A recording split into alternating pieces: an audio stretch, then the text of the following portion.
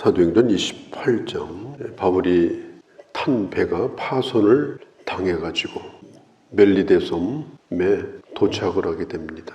이건 항해를 한 것이 아니고 풍랑에 밀려가지고 여기까지 온 거예요. 가지고 있는 그들의 재산도 다 바다에 던지고 또 배 기구도 다 바다에 던지고 모든 것을 다 포기를 했습니다.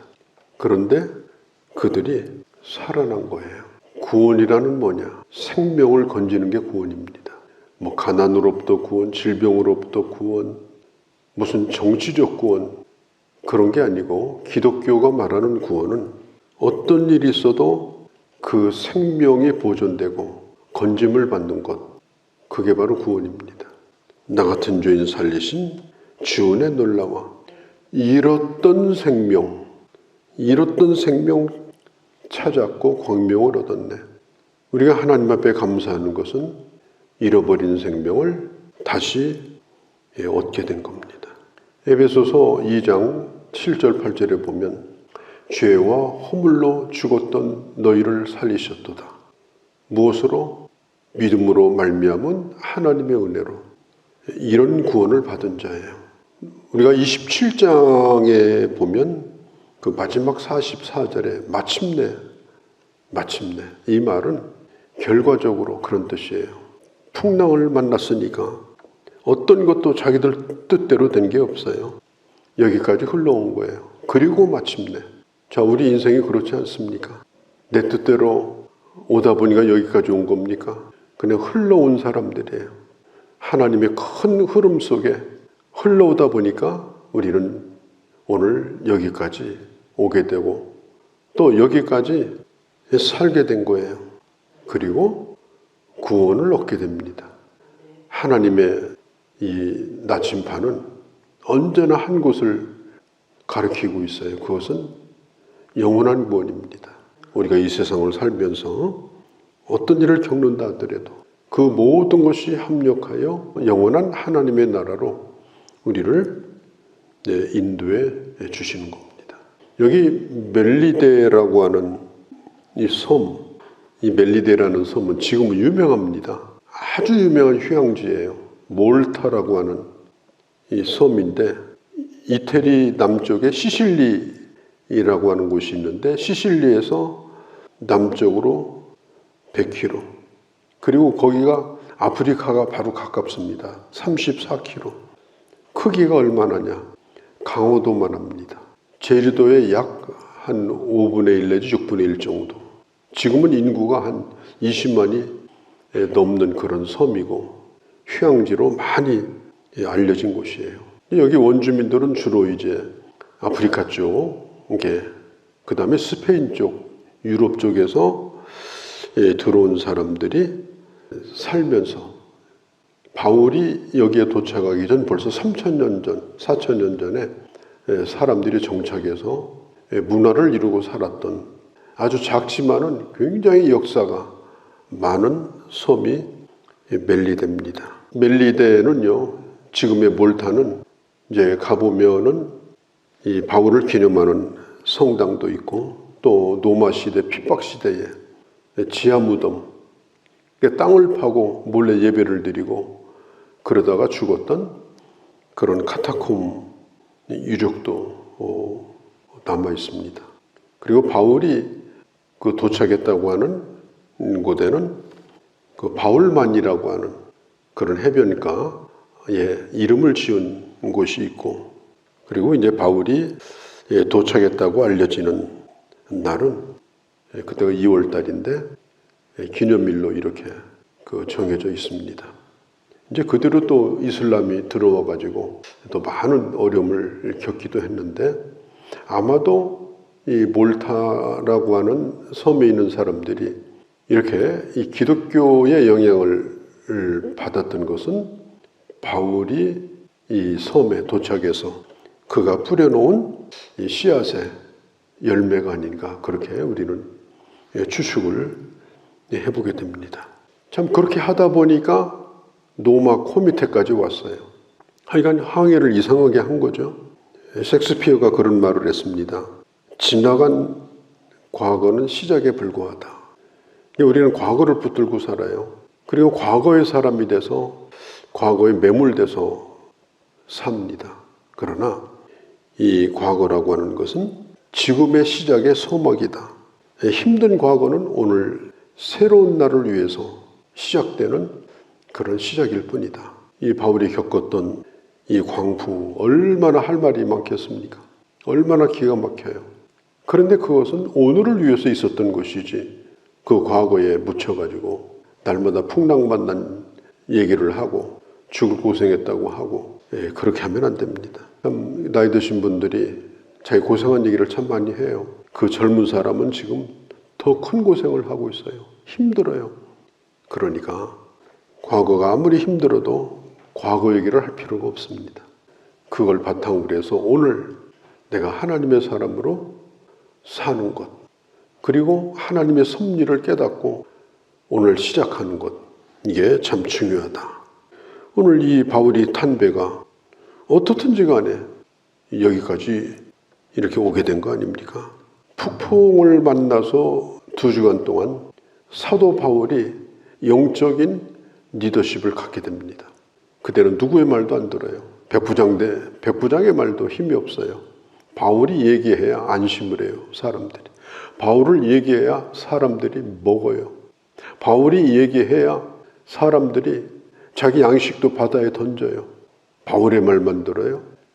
그리고 바울이 그들을 위해서 기도해 줘요. 바울이 하나님의 말씀을 그들에게 증거해요. 이게 알렉산드리아호에서 2주간 동안 일어난 일이었어요. 풍랑 속에서 흔들리지 않는 아내의 모습, 풍랑 속에서 굳굳이 서 있는 남편 혹은 아버지의 모습, 그런 모습을 보면서 그 옆에 있는 사람들은 감동을 받고 그리고 그의 말에 귀를 기울이기 시작하는 겁니다. 그때 나와 함께하는 사람들이 내 말에 귀를 기울입니다. 내가 자기들을 위해서 기도해 주기를 원합니다. 나중에 율리오라고 하는 사람도 바울을 살리려고 배가 가라앉으려고 하니까 자기들은 배에서 벗어나고 죄수들을 쇠사슬에 묶어가지고 배와 함께 수장을 시키려고 그렇게 하려고 했는데 바울 한 사람을 살리려고 그 죄수들을 다 살려줬습니다. 그러니까 바울 때문에 죄수들이 산 거예요. 바울 때문에 276명이 산 거예요. 바울은 기도하는 사람이고 풍랑 속에서도 자기가 섬기는 하나님이 함께하는 것을 믿은 사람이고 무엇보다도 사명의 사람이고 내가 갈 곳이 있다. 내가 해야 될 일이 있다. 그런 가운데서도 사명을 잃어버리지 아니하고 그 배 안에서 굳굳이 섰을 때 그 배를 안전하게 인도하는 깃발과 같은 그런 사람이 된 겁니다. 참 우리 인생이 짧은데 그리고 수많은 일들을 겪고 수많은 사람을 만나는데 내가 그리스도인으로 어떻게 사는가 하는 게 중요한 겁니다. 2절에 보면 비가 오고 날이 참해 배가 파손해가지고 섬에 도착을 했는데 그날 비가 왔어요. 그리고 계절은 겨울입니다. 아직 봄이 오지 않았습니다. 참 얼마나 기가 막혀요. 옷이 다 젖어가지고 추위에 부들부들 떨면서 그 섬에 도착했습니다. 지금이야 20만 명 이상 사는 그런 섬이지만 그때야 원주민들이 뭐 그렇게 많지 않은 때죠. 그런데 그 멜리데 원주민들이 불을 피워주고 그들의 몸을 녹이고 옷을 말리도록 해주었습니다. 먹을 것도 공급해 주었습니다. 무슨 조건이 있었던 게 아닙니다. 그냥 그렇게 대접을 해준 거예요. 그들이 하나님을 아는 사람들도 아니에요. 하나님과 상관이 없는 사람들인데 그들에게 이런 호의를 받게 되는 겁니다. 나와 별 상관도 없는데 내게 도움을 주고 또 나에게 중요한 역할을 해줬던 사람들, 이것도 다 하나님의 은혜입니다. 그때 당시 문명의 영향을 받았던 사람들이 볼 때 이 멜리데 사람들은 야만인 같은 사람이었지만 참 하나님의 은혜로 이들에게 이렇게 귀한 대접을 받게 됩니다. 이제 불을 피워줬는데 이제 우리가 불을 피우면 뭐 나무도 뒤적거리고 또 잘 타도록 또 던지고 하잖아요. 그런데 바울이 그렇게 하는데 나무 섭에서 그 뱀이 튀어나와가지고 바울을 물고 놓지를 않아요. 어떤 신신학자들은 뭐 독이 없는 뱀이다. 또 어떤 정신 나간 신학자는 그냥 잠깐 무는 척하고 논 거다. 그런 이상한 해석을 하는 사람이 있는데 그렇지 않아요. 원주민들이 잘 알고 있어요. 저 독사에 물리면 죽는 걸. 그리고 성경에 보면 물고 있었어요. 물고 안 떨어지고. 바울이 뿌리치니까 뱀이 떨어졌습니다. 그 원주민들이 그걸 보면서 무슨 생각을 했느냐. 저자는 반드시 죽는다. 그때 당시 이 이집트 문화, 그 다음에 그 아프리카 영향을 받은 이 멜리데 이런 데는 이 뱀을 숭배를 했어요. 그래서 권세 있는 자들, 이집트도 왕관에 보면은 뱀의 모양이 있습니다. 지금도 이집트 가면은 이 뱀의 모양을 한 팔찌가 아주 사람들이 많이 차고 다녀요. 뱀을 숭배를 합니다. 그런데 정의의 신, 복수의 신의 대리자다. 뱀이 물면 그는 그 신의 심판을 받는 거다. 정의의 신인 디케라고 하는 신이 있는데 그 신의 대리자다. 근데 바울이 그 독뱀에 물린 거예요. 원주민들이 이렇게 생각을 했어요. 저자가 엄청난 죄를 저질렀구나. 풍랑 속에서는 살아났지만 이번에는 죽을 거다. 그렇게 생각하고 유심히 보고 있는데 바울이 안 죽은 거예요. 사람들이 깜짝 놀랐습니다. 3절에 물고 있는지라 오랫도록 매달려 있어요. 막 독을 막 그 몸속에다 품어 넣습니다. 그런데 바울이 죽지 않자 6절에 그를 신이라. 저 사람이 바로 신의 대리자다. 신의 대리자다. 그때 그 섬의 추장인 이 부블리라고 하는 사람이 특별히 바울을 자기 집에 데려다가 잘 대접을 하고, 그리고 자기 8절에 아버지가 병이 들었는데 바울더러 기도해 달라고 그러니까 바울이 들어가서 기도해 주니까 그의 병이 떠나갑니다. 그 소문을 듣고 그 섬에 있는 많은 사람들이 고침을 받습니다. 그때가 겨울입니다.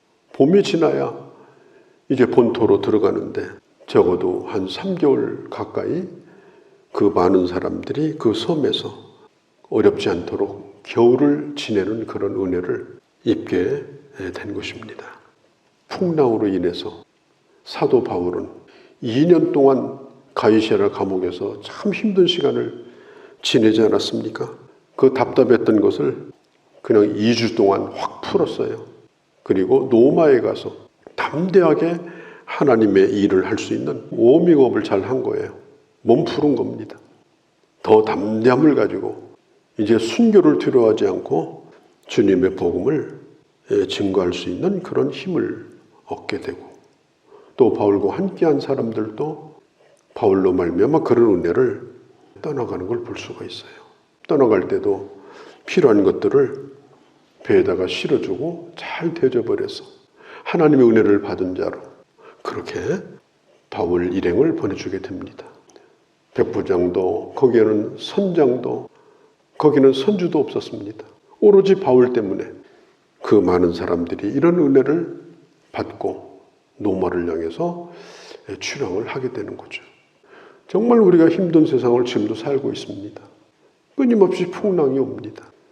이것은 우리에게도 고통이고 다른 사람에게도 고통이지만, 그러나 이런 어려움들이 하나님의 사람 됨을 통하여 이 세상에 복음을 증거하고, 그리고 하나님의 사람의 영적인 리더십을 발휘할 수 있는 그런 기회다. 우리 다시 한번 생각하고, 그리고 주의 사람으로 살아가는 그런 귀한 주의 자녀들이 되어주시기를 바랍니다. 거룩하신 우리 아버지, 오늘도 주의 말씀을 들었습니다. 멜리데에 도착을 했습니다.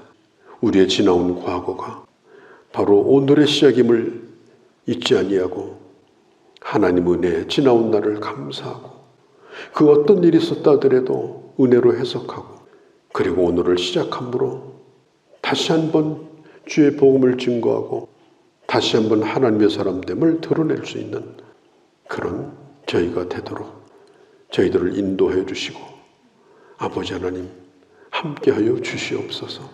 우리 주 예수님의 이름으로 기도하옵나이다. 아멘.